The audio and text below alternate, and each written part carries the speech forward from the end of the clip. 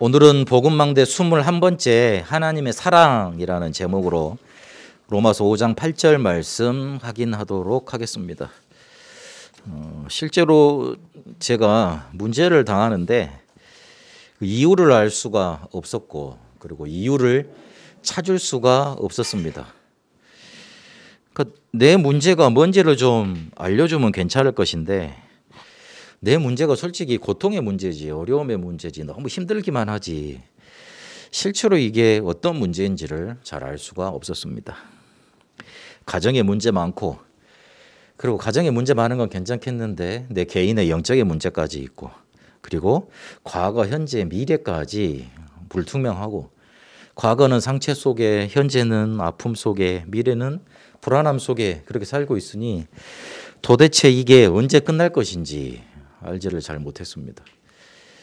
그래서 굉장한 열심들, 노력들 그렇게 많이 따라왔습니다. 근데 하나도 도움이 되지를 않았습니다.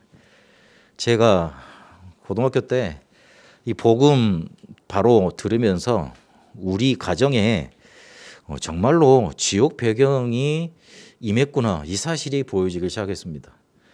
그리고 나는 영적인 문제로 재앙 당했으니 재앙이 임해버렸으니 당연히 영적인 문제 때문에 고통할 수밖에 없구나. 그리고 내 가정과 개인의 과거, 현재, 미래는 흑암에 사로잡혀 있고 흑암이 덮쳤구나. 이게 보이기 시작했습니다. 성경에 단순히 하나님 잘 믿어라. 하나님 믿으면 축복받는다. 그런 얘기만 있는 게 아니었습니다.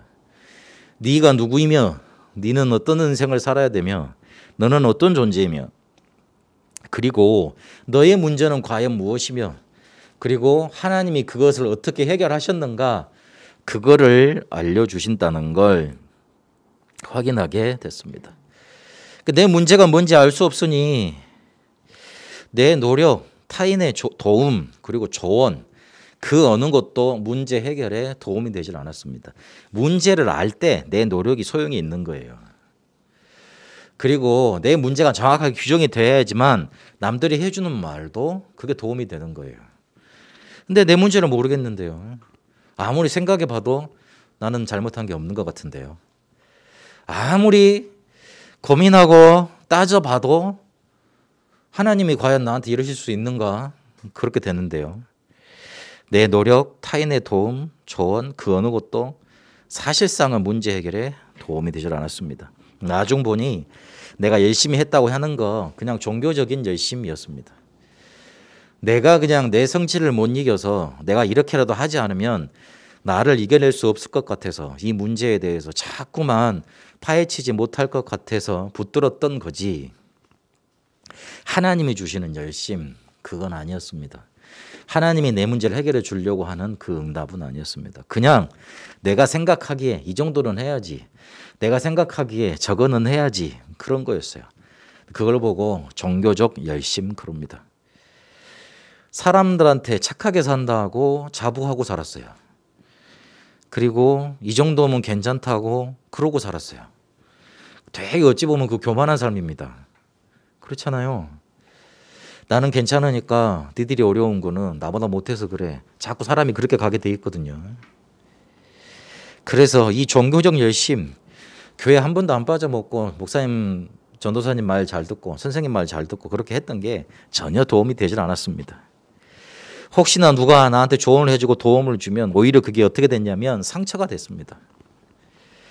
저 사람들은 내가 겪고 있는 문제를 겪지 못하니까 저렇게 쉽게 말을 할 수 있겠지.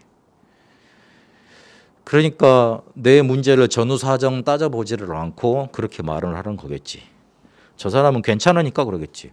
내가 보기에도 저 사람은 행복하니까 저렇게 살겠지. 자꾸 이렇게 생각이 들더라고요. 그러니까 남이 도움을 주더라도 조언을 주더라도 내 마음속에 뭔가 비틀어져 있으니까 그게 곱게 받아들이질 않는 거예요. 그러니까 오히려 상처만 더 커지게 되는 겁니다. 그러다가 하나님의 사랑을 알게 해준 만남이 있었습니다. 오랫동안 같이 교회를 다녔습니다마는 제 친구들한테 어떤 역사가 일어나냐면 하나님이 살아계시다는 증거들이 막 나타나기 시작하더라고요. 그게 단순히 뭐 체험을 많이 했고 그랬다는 게 아니고 딱 같이 이렇게 다락방을 하고 말씀 운동을 시작을 했는데 분명히 맨날 같이 놀던 사람들인데 그제까지 이렇게 막 이상한 짓 하고 그렇게 했던 그 친구들인데 이 사람들한테 사람 살다나는 성경의 전도 역사가 나타나기 시작하더라고요. 그 전까지는 그런 걸 꿈에도 생각을 못하고 그랬으니까. 예전에 뭐 학생회 임원이 교회 학생회 임원이었기 때문에 전도하러 나가면 앞장서야 되잖아요. 앞장서 가지고 그 동네에 이렇게 사람들한테 한다는 말이 기독교가 내가 보니까 되게 과학적이라고. 그 우상 숭배 안 하고 그거 하는 것만 해도 되게 과학적이라고. 그렇게 해서 교회에 나오라고. 그리고 우리 교회에 행사 프로그램이 많고 좋은 게 많으니까 사람도 많으니까 그렇게 나오라고. 그렇게만 꼬셨지. 예수님이 그리스도고 당신 문제가 예수를 그리스도로 만나지 해결이 되고 당신 문제는 하나님 떠나서 죄 속에 사단에게 잡힌 문제라 전혀 터치해 주지를 못했어요. 모르니까. 누가 알려주지도 못했으니까. 그리고 전혀 거기에는 관심이 없었으니까. 그렇게 하나님이 살아 계시다고 옆에서 증거해 준 그런 친구들이 있었습니다. 그 친구들이라는 말은 내 또래만 생각하는 게 아니에요. 우리나라 사람들은 친구라고 그러면 나이 같은 사람만 말하는데 친하게 지냈던 사람들입니다. 주변의 사람들이. 에게 그런 역사가 일어나더라고요. 그래서 나도 한편으로는 무슨 생각이 들었냐면 저 사람들한테 역사하시면 나한테도 응답을 주실 수 있겠구나. 나를 살릴 수 있겠구나. 그 생각이 들더라고요. 그리고 그 뒤에 어떤 만남이 있었냐면 집안과 가문에 덮친 문제가 흑암과 저주와 지옥 배경이다.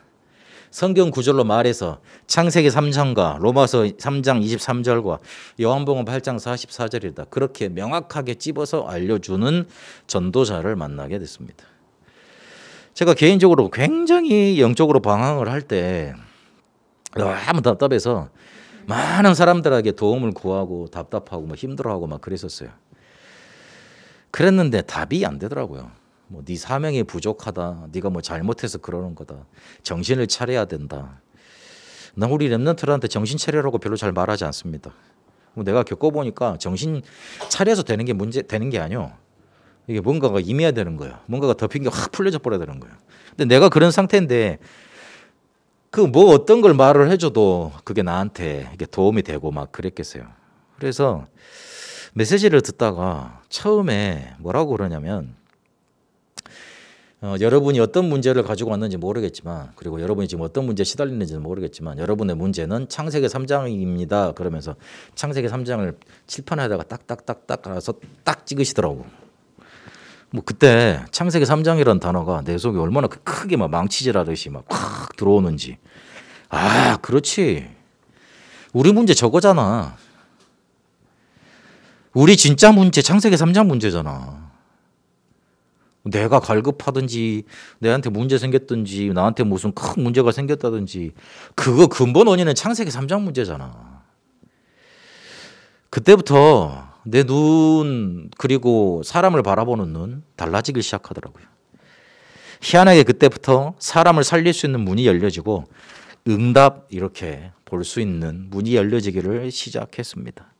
그리고 더 감사했던 만남은 제 영적인 문제가 끝이 날 것 같지 않았어요. 굉장히 제 마음속에 방황이 많았고 힘든 일이 많았고 굉장히 고민과 갈등이 많았습니다. 그런데 주변에서 지금 저를 바라보는 사람은 목사님 신세 편하게 이렇게 한량처럼 사셨겠대. 그렇게 말을 하더라고요. 지금도 그렇게 평가하는 분이 있어요. 제가 다른 걸 안 하거든요. 목사는 원래 그래야 된다 난 생각하기 때문에. 옆에서 평가하기를 목사님 참 한량 같고 사모님이랑 교인들이 다 한다 그러면서 그러더라고요. 잘 봤다 그랬어요. 하는 게 없어요. 그래가지고 그냥 잘 살아왔을 거라고 평가를 하고 그렇게 알고 계신 분들이 계시더라고요. 근데 저도 굉장히 교육자 생활 힘들었습니다. 아빠가 목사님이거나 장로님이 목사님이면 교회에서 이렇게 별로 이렇게 일을 잘 안 시킵니다. 이렇게 하여튼 쉽게 말해서 막 굴려먹기 좋은 그런 거였습니다. 저희 어머님도 전도사님인데 여전사님이 그 어머니라는 백은 잘 안 통하지 않더라고요. 그래가지고 하여튼 굉장히 어려운 거 그렇게 많이 겪어왔어요. 제 마음속에 왜 내 마음속에 이렇게 갈급하고 방황되고 메시지 계속 듣는데 복음 계속 듣는데 왜 잘 안 되지? 그리고 내 마음속에서 뭔가 이렇게 한쪽이 막 구멍이 난 것처럼 이렇게 바람이 쎄쎄 불지. 메시지 들을 땐 괜찮고 또 돌아가 보면 힘들고 어렵고 괴롭고 왜 그렇지? 근데 나중에 알았습니다. 그게 어느 순간 나중 보다 보니까 그 마음속에 갈급했던 것 그런 것들이 나중 보니까 사라져 있더라고요. 그런 감정들이 사라져 있어요. 뭐 지금도 막 이렇게 막 우고 올라오고 그런 거 아예 없다는 그 소리는 아닙니다. 뭐 그러면 제 천국으로 부름 받을게요. 그런 건 아닙니다. 완전 성화될게요. 그런 거 아닙니다. 그런데 왜 내 마음속에 그런 갈급함이 있었고 그리고 그걸 해결하셨는지 깨닫게 됐어요. 왜 그랬냐면 내 속에 나도 알지 못하는 영적인 문제가 너무 깊이 뿌리를 받고 있었구나. 사람이 잘하려고 하면 그 영적인 문제가 더 꽉 세게 우리를 사로잡습니다. 굉장히 사람 괴로운 거예요. 그거는 남한테 말해줘도 남이 이해하지를 못해요. 이해할 수 있으면 좋겠는데 이해가 안 되는 차원이에요. 그런데 이 답을 하나님이 주셨고 그리고 그 답인 복음을 계속 강조해 주고 있는 단체 속에 하나님이 인도받게 하셨습니다. 제 친구가 우리 단체를 따라가면서 우리 교단을 따라가면서 그러더라고요. 야, 내가 이런 거 말해줬잖아. 너는 그래도 괜찮냐 그러더라고요. 괜찮지 않지 그랬어요. 그게 괜찮을 사람이 어딨어. 나쁜 거는 나쁜 거라고 말을 해야지. 그러나 그거는 우리 속 안의 일이 아니야. 내 속 안의 일이 아니야. 먼저 하나님이 하셔야 되고 그리고 세상이 해야 되고 그리고 또 성도들이 다 그렇게 무식한 게 아니다. 다 알고 있다. 알면서도 봐주는 거지. 그래서 하나님이 그거를 일으키게 하셔서 정리를 하실 거다. 근데 중요한 건 너는 그 사람의 역사와 사람이 와 대단하다 그걸 보고 따라왔는지는 모르겠는데 나는 이 복음이 좋아서 누가 나한테 복음 말해주는 사람이 없었는데 그래 우리가 막 나쁜 놈이라고 말하는 그 목사 그분이 나한테 답을 주더라. 그래서 나는 그분 뒤를 따라서 전도자가 될 거고 그리고 그분 뒤를 따라가서 복음을 좀 강조해야 되겠다. 다윗이 나쁜 일을 많이 했어요. 그렇죠. 처리할 일도 많았어요. 근데 그 당시에 다윗이 닭을 해결하지 못했다니까요. 그 뒤에 누가 해결을 합니까? 솔로몬이 해결을 합니다. 1세대와 2세대는 달라야 됩니다. 1세대는 너무 바빠서 응답이 너무 없다가 이 응답이 물꼬리 터지니까 너무 좋아서 글에 쓸 수 있습니다. 사람이지 않습니까? 그걸 해야 된다는 말이 아닙니다. 그걸 해야 된다는 말, 그게 정당화 시킨다 그런 말이 아니에요. 우리는 또 다른 차원으로 하나님의 역사를 바라보고 하나님 앞에서 복음운동 순수하게 할 수 있도록 해야 됩니다. 왜냐하면 너무 하나님의 사랑을 강구하고 옛날에 30년 전에 저처럼 이유를 찾을 수 없어가지고 늘 고통과 흑암 속에 아파하고 그리고 답을 찾아서 강구하는 사람들이 너무나 현장에 많습니다. 우리는 그거 해야 됩니다. 하나님의 사랑 그거 아니고서는 절대로 우리의 근원을 치유할 수가 없습니다. 오늘 이 시간 그걸 언약으로 여러분 붙드셔야 됩니다. 하나님의 사랑이 없이는 우리의 근원적인 문제 살릴 수도 없고 또 치유할 수도 없습니다. 그래서 누가 이유를 알려준다 그래도 그게 답이 될 수가 없습니다. 왜 하나님의 사랑이 우리에게 근원을 치유하는 응답이 되고 답이 되고 해결책이 되는지 오늘 말씀을 확인하도록 하겠습니다. 우리는 죄인이었습니다. 그것도 그 죄인인지를 알지 못하고 그냥 잘 사는 게 좋은 건 줄 알고 살았던 사람들입니다. 하나님을 떠난 이후에 로마서 3장 23절에 보니까 모든 사람이 죄 속에 빠져 있었습니다. 그런데 성경에서는 죄를 뭐라고 말하고 있냐면 하나님이 함께 해야 되는데 하지 못하는 것 자체를 죄라고 말을 합니다. 우리가 죄를 말을 하면 누구 하나 죽이고 이렇게 뭐 사기치고 이렇게 뭔가를 빼앗고 그런 걸 죄라고 말을 하잖아요. 정확히 따지면 죄의 결과, 죄의 허물 그렇게 말을 해야 돼요. 그 세상적인 통용의 죄와 성경에서 말하는 강조하는 죄하고는 개념 자체가 다릅니다. 죄 속에 빠져 있으니까 죄 속에 잡혀 있으니까 죄가 나타나는 거예요. 그게 성경에서 말하는 죄의 개념이에요. 근데 그 뒤에 무시무시한 존재가 있습니다. 계시록 12장 1절에서 9절까지 보니까 사단의 전략이 있습니다. 원죄에 대해서 원죄만 강조를 하면 사람들이 잘 못 알아듣습니다. 같이 말해줘야 됩니다. 사단의 전략에 대해서. 이해가 잘 안 되는 소리입니다. 모든 사람이 저 속에 빠져 있고 하나님과 함께 하지 못하고 사단에게 잡혀 있다는 게 그게 진짜 네 문제의 원인이라는 거 이해를 잘 못합니다. 그러나 말해줘야 됩니다. 제가 처음 이 소리를 들었을 때 내 문제가 아닌 줄 알았어요. 너무나 사람이 눌려있고 너무 시달리다 보면 이 복음에 대해서 네 문제에 대해서 터치를 해주면 바로 깨달을 것 같냐? 그렇지 않아요. 사람이 너무 눌려있잖아요. 멍해요. 뭔가 이렇게 잡혀있다니까. 노예 상태라니까. 노예 상태에서는 이게 잘 안 들려요. 계속 가서 말을 해줘야 돼요. 포기하지 마세요. 계속 강조해줘야 돼요. 사람이 어떤 문제를 가지고 오면 이 문제로 끌어가 주세요. 눈에 보이지 않는 사단, 죄, 재앙, 지옥 자꾸 말을 해줘야 됩니다. 다 눈에 보이지 않는 것들이지 않습니까? 그런데 실제로 우리의 문제의 가장 근원을 말하고 있습니다. 이게 이해 안 되니까 사람들이 뭐라 그러냐. 죄를 많이 지어서 죄를 많이 지은 사람은 벌을 받아야 된다. 당연한 건데 그거를 강조합니다. 그러나 에베소서 2장 1절에서 3절까지 보니까 너희가 죄와 허물로 벌써 죽었다. 그래서 공중권세 잡은 자에게 사로잡혀 있다.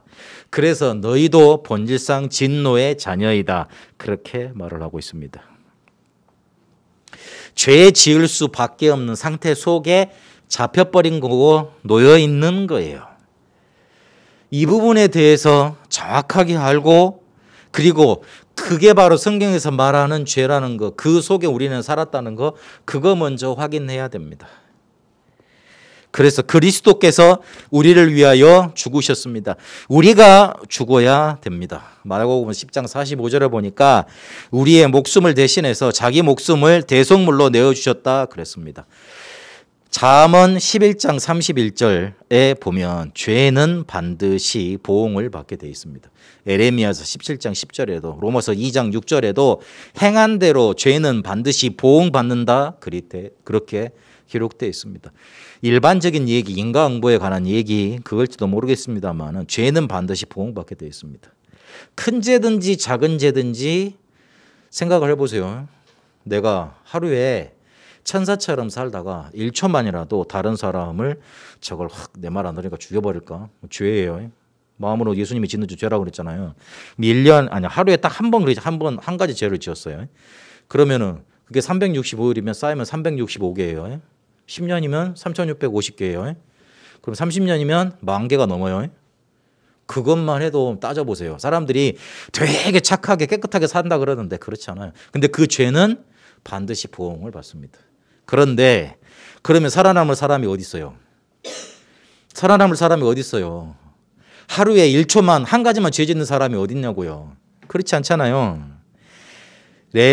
레위기서 17장 11절에 보니까 피에는 생명이 있는데 피가 죄를 속한다 그랬습니다.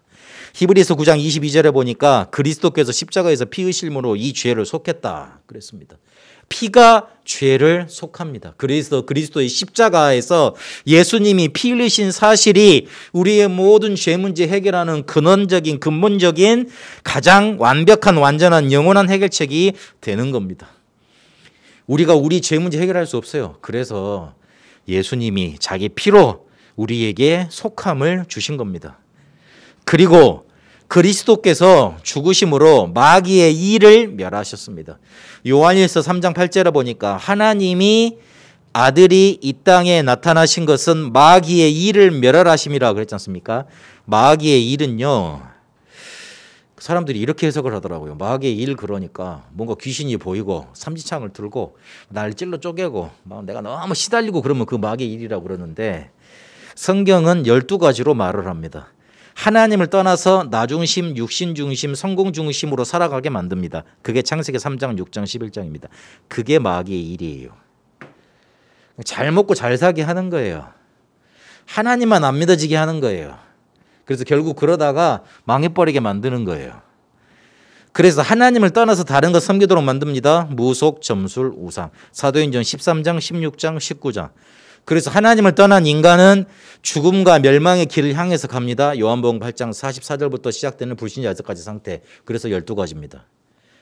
성경에는 이 12가지로 마귀의 일에 대해서 명확하게 우리한테 알려주고 계십니다. 뭐 대단한 것 아니에요. 딱 한 가지로 요약을 해버리면 하나님을 만나야지 되는데 그것만 딱 못하도록 막아서고 있는 거예요. 예수님이 유대인 보고 저주를 하셨습니다. 뭐라고 했습니까? 너희는 천국으로 들어가는 문 앞에 서서 그 문을 다른 사람들이 오지 못하도록 막고 있고 너희도 들어가지도 않고 그러는 거구나. 그렇게 말을 했습니다. 하나님만 딱 만나지 못하게 만드는 거, 복음만 강조 안 해주는 거, 미안하지만 제가 보기에는 마귀 일이에요. 좋은 교리들, 좋은 말씀들 꽂아내가지고 평안하라 뭐하라 그러는 거, 미안하지만 제가 보기에는 이게 속해. 복음 강조 안 하는 거. 복음 강조해줘야 돼요. 안 그러면 우리 렘넌트를 지킬 수 없어요. 듣기 싫을 줄은 모르겠어. 맨날 뭐 사단 마귀 귀신 뭐 지옥 지혜 막 이런 얘기 하니까. 요즘 우리 교회에서 그런 얘기 합니까? 뭐 예수 믿으면 뭐 영적 서밋 되고 기능 서밋 되고 문화 서밋 된다 뭐 다 성공한다 이렇게 말을 하지. 우리 렘넌트들한테 마귀의 일에 대해서 제대로 설명을 해줘야 됩니다. 마귀의 일만 제대로 설명이 되면 그리스도로 오신 왕으로 오셔서 우리 모든 문제 해결하신 그 그리스도가 우리 렘넌트들에게 실질적인 해결자가 되십니다. 그리고 그리스도로 오셔서 우리에서 죽으심으로 하나님 만나는 길이 되셨습니다. 요한복음 14장 6절이지요. 하나님 만나는 길은 오직 그리스도 외에는 주시질 않았습니다. 사도행전 4장 12절. 요한복음 1장 1절에 14절까지 보니까 우리가 하나님께로 갈 수 없으니까 하나님이 인간의 몸을 입고 이 땅에 직접 오신 거예요. 죄인은 절대 로마서 3장 23절에 보니까 하나님의 영광을 이룰 수가 없잖아요. 그래서 직접 찾아오셨습니다. 그래서 뭐가 되셨냐? 예수는 모든 문제 해결자가 되셨습니다. 마태복음 16절에 주는 그리스도시요 살아계신 하나님의 아들이십니다. 요한복음 19장 30절에 숨을 거두시면서 마지막에 하신 말이 다 이루었다 그랬습니다. 문제는 여기에 있습니다. 모든 문제 해결자라고요? 그게 뭔 말이에요, 목사님? 그거 가지고 자꾸 질문하거나 아니면 나 더 낙한 사람들은 시비를 걸더라고요. 모든 문제 끝났다는데 그건 또 무슨 말이고, 근데 모든 문제 끝났는데 다시 오잖아요. 그 부분에 대해서 오늘 우리 확실히 답을 얻어야 됩니다. 첫 번째 답을 내겠습니다. 모든 문제 해결자라는 말은 첫 번째로 모든 것이 문제가 되지 않도록 근원적인 해결을 하셨다는 겁니다. 요한복음 5장 24절에 보니까 사망의 자리에서 생명의 자리로 옮겼습니다. 목사님 저 망했는데요? 맞습니다. 실패했는데요? 아닙니다.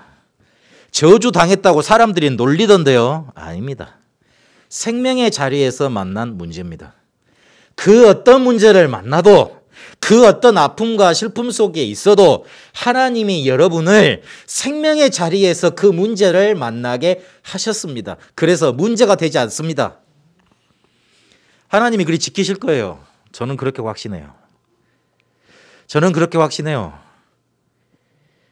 문제가 일어나는 자리, 상태가 달라진 거예요. 옛날에는요, 모든 것, 조그만 문제가 있어도 그게 다 문제가 됐어요. 지금은 아니에요. 모든 문제 해결자라는 말이 그 말이에요. 우리가 창세기 3장 문제 속에 있으면 저주받고 재앙당하고 흑암에 사로잡혀야 되고 나중에 지옥 가야 됩니다. 지옥 안 가더라도 지금 지옥같이 살아야 돼요. 그러나 예수를 그리스도로 믿었다는 말은, 모든 문제 해결자가 됐다는 말은 무슨 말이냐?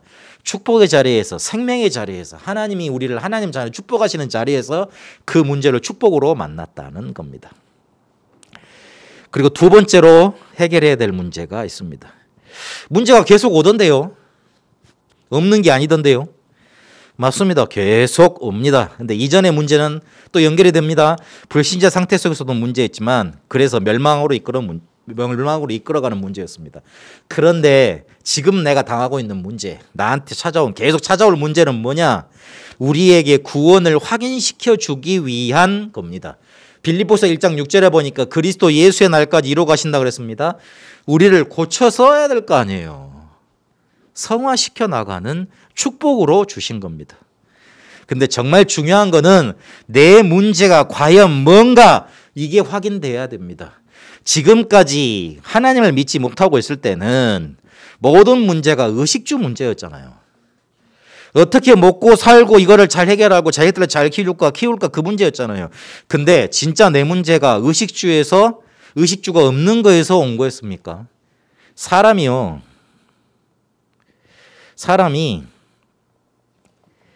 하나님의 입에서 나오는 말씀으로 사는 존재라고 마태복음 4장 4절, 신명기 8장 3절에 말씀하셨잖아요.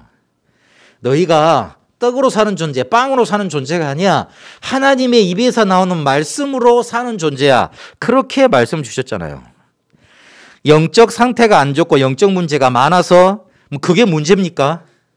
아니야, 문제되지 않습니다. 그러면 반대로 돌려보세요. 영적 문제가 없어서 영적 상태가 좋아 보고 행복한 사람들, 그 사람에게는 영적 문제가 많은 사람들을 기피하고 그 다음에 무시하는 경향이 있겠죠. 그러면 그거는 대단하게 축복을 받은 마음 상태고 그러면 생각입니까? 아니잖아요. 우리가 영적인 문제 조금 시달린다 그래서 그게 진짜 문제입니까? 그렇지 않습니다. 요한복음 9장 1절에서 3절까지를 기억하십시오. 하나님이 하고자 하시는 일을 나를 통해서 나타내고자 하심입니다. 붙드셔야 됩니다. 하나님이 사람의 문제를 성경에 밝히셨습니다. 또 반복합니다. 하나님을 떠났다. 창세기 3장. 그래서 죄 속에 사로잡혔다. 로마서 3장. 그래서 사단에게 잡힌 거다. 요한복음 8장 44절. 내 문제는 그거예요. 내 잘못 실수 뒤의 문제예요. 진짜 근원적인 문제는 창세기 3장, 로마서 3장, 요한복음 8장 44절의 문제입니다. 그래서 예수님이 이 세 가지 문제를 삼중직, 선지자, 제사장, 왕으로 오셔서 해결하셨기 때문에 예수님이 모든 문제 해결자가 되신다고 우리는 믿고 고백하는 겁니다. 그리스도께서 우리 위해서 죽으셨으니 그 어떤 것도 문제되지 않는 하나님의 사랑, 그걸 확인하게 되시길 바랍니다. 그래서 하나님은 우리를 사랑하셨고 그 사랑을 확증하셨습니다. 언약을 주시고 성취하셨어요. 언약은 하나님이 우리의 죄와 그로 인한 모든 문제를 해결하시겠다고 약속하신 거예요. 내가 문제가 있잖아요. 그럼 내가 해결해 줄게, 그거예요. 근데 그거를 우리 인간이 스스로 해결할 수 없으니까 그걸 해결을 하러 오셔야 되니까 인간의 몸을 입고 이 땅에 오신 겁니다. 그래서 구약에는 메시아, 신약에는 그리스도, 이렇게 우리가 믿고 언약으로 붙잡았던 겁니다. 그래서 죽음이라는 방법으로 십자가에서 확증하셨습니다. 그리고 또 부활이라는 증거로 우리와 함께 하십니다. 보혜사 성령께서 우리 안에 오셔서 우리를 인도하십니다. 많은 내용이 있지만 한 가지는 오늘 딱 붙잡고 가셔야 됩니다. 하나님의 사랑이 아니고는 내 근원 치유 안 된다. 예수님이 모든 문제 이미 끝내 놓으셨다. 왜냐? 나는 하나님 자녀된 자리에서 이 문제를 맞닥뜨린 거다. 축복으로 이끌어 가시는 과정이다. 추호도 의심하셔서는 안 됩니다. 하나님과 안 맞아지는 거예요. 붙드셔야 됩니다. 그래서 말씀을 맺겠습니다. 이 하나님의 사랑으로 충만하고 이 하나님의 사랑을 누리고 전할 정도가 되도록 300% 하나님의 사랑으로 충만해지시면 됩니다. 하나님은 100%도 안 원하시는 것 같아. 200도 모자라요. 300%. 차고 넘쳐서 다른 사람이 보고 인정할 수밖에 없도록, 흘러 넘쳐서 내 속에 그 어떤 것도 문제가 되지 아니하도록 하나님의 사랑으로 여러분에게 충만하게 역사하실 겁니다. 나는 그 사실을 누리겠다고 이 시간 고백하셔야 됩니다. 다른 사람들은 자기의 잘못, 실수, 어려움, 그걸 누립니다. 내가 왜 이렇게 못했지, 뭘 잘못했지 후회하고 탄식하는 거, 그걸 누립니다. 그런데 우리는 하나님의 사랑을 누리는 겁니다. 그런데 우리는 하나님의 사랑을 누리고 전하는 사람인 겁니다. 그렇게 하나님의 사랑으로 충만해지시길 바랍니다. 그러려면 300% 비밀부터 있어야 돼요. 완전 복음 7망대, 이거를 붙잡으셔서 나를 살리세요. 완전 응답 가지고 7여정을 가는 겁니다. 여정을 간다니까. 응답이 없으면 가다가 지쳐 너무 쓰러지게 돼 있어요. 그래서 7여정을 보면서 현장을 변화시키고 살리는 100% 준비하는 거예요. 그리고 7이정표 가는데 완전 망대 있어야 됩니다. 어제 엊그젠가 모든 일을 마치고 이제 집에 돌아오는데 제가 그랬어요. 그럼 이정표가 제대로 안 써 있으니까 사람들이 이렇게 헷갈리게 하지. 그 말을 했거든요. 이정표가 없으면 쉽게 말하면 길 잃어버리는 겁니다. 그래서 길 잃어버리지 않고 지속할 수 있도록, 지속하지 않으면 내 것 안 되잖아요. 그래서 이 지속 시스템 100% 만들어 가는 겁니다. 망대 여정 이정표 계속 이거 누려가세요. 왜 일이 해야 되느냐? 왜 망대 여정 이정표를 그렇게 강조하느냐? 안 그러면 또 하나님의 사랑을 내 식으로 이해를 해요. 또 다르게 옛날식으로, 옛날 사람들이 생각했던 종교식으로 하나님의 사랑을 또 이해를 해요. 그거 아닌데 나는 하나님의 사랑을 못 받았을 게 문제가 많나 또 이런다니까. 그래서 나를 완전히 바꿔놔버려야 돼요. 망대 여정 이정표. 그래야지 하나님이 원래 주고자 하셨던 사랑과 내가 이해하는 그 사랑, 받는 사랑이 맞아지고 일치되는 겁니다. 그래서 300% 비밀, 망대 여정 이정표 이거 계속 붙들어야 됩니다. 요거를 24 기도가 되어지는 영적인 시스템으로 자꾸 누려가세요. 3집중. 어디 있어도, 어떤 일을 만나도, 어떤 상황에 있어도, 위기와도 괜찮으면 됩니다. 대부분 우리 기도가 지금까지 이런 거였습니다. 하나님 그 문제를 고쳐주세요. 없게 해주세요. 그랬습니다. 마태복음 6장 32절의 기도였던 거예요. 우리 자녀들한테, 우리 렘넌트들한테 바로 이 복음 가지고 승리할 수 있는 비밀을 넘겨줘야 됩니다. 없애주세요가 아니라 하나님 어디를 가도 괜찮으니까 이 비밀을 누리게 하옵소서. 그 사람들이 실제로 살아남아 있습니다. 그 사람들이 실제로 세상을 바꾸고 응답받게 되어 있습니다. 그런 일이 없게 해달라는 거는 이미 그 문제의 증거 아닙니까? 그 문제에 대해서 두려움을 먼저 가지고 있는 거 아니에요. 끝난 거죠. 뒤에 일도 안 되게 돼 있어요. 그래서 조금만 삶 집중으로 들어가세요. 아침에는 살려내는 루틴을 가지세요. 뇌와 영과 몸. 낮에는 조금만 살리는 기도를 하면 됩니다. 대부분 얼마나 죽이는 판단을 안 합니까? 얼마나 사람들에 대해서 죽이는 판단, 말, 선택을 하지 않습니까? 살리는 기도, 살리는 판단을 하세요. 밤에는 조금만 다 벗고 치유하는 깊은 기도로 들어가면 됩니다. 하나님은 우리에게 복음망대를 세워주길 원하십니다. 복음망대가 서길 원합니다. 우리에게 잘못 서 있는 사단의 망대, 요새 왕국이 무너지고 하나님의 사랑으로 충만하게 되기를 원합니다. 그리스도께서 우리의 모든 문제 해결자가 되셨다. 그 언약을 여러분이 충만하게 누리시고 여러분 속에 절대 어떤 것도 무너뜨릴 수 없는 복음망대가 세워지는 축복 이번 한 주간 넘쳐나게 되시길 바랍니다. 살아계신 하나님 감사합니다. 이유를 찾을 수 없던 인생 속에 하나님의 사랑을 알 수 있는 만남 축복 허락하셨습니다. 하나님의 사랑이 없이는 근원을 치유할 수 없는 줄 압니다. 그리스도께서 모든 문제 해결자 되신 이 언약을 붙들고 그 어떤 것도 문제되지 않는 300%의 응답으로 가게 하옵소서. 하나님의 사랑으로 충만케 누려지는 24 기도 시스템의 영적 시스템이 우리 속에 세워지게 하옵소서. 살아계신 우리 주 예수 그리스도 이름으로 기도합니다. 아멘.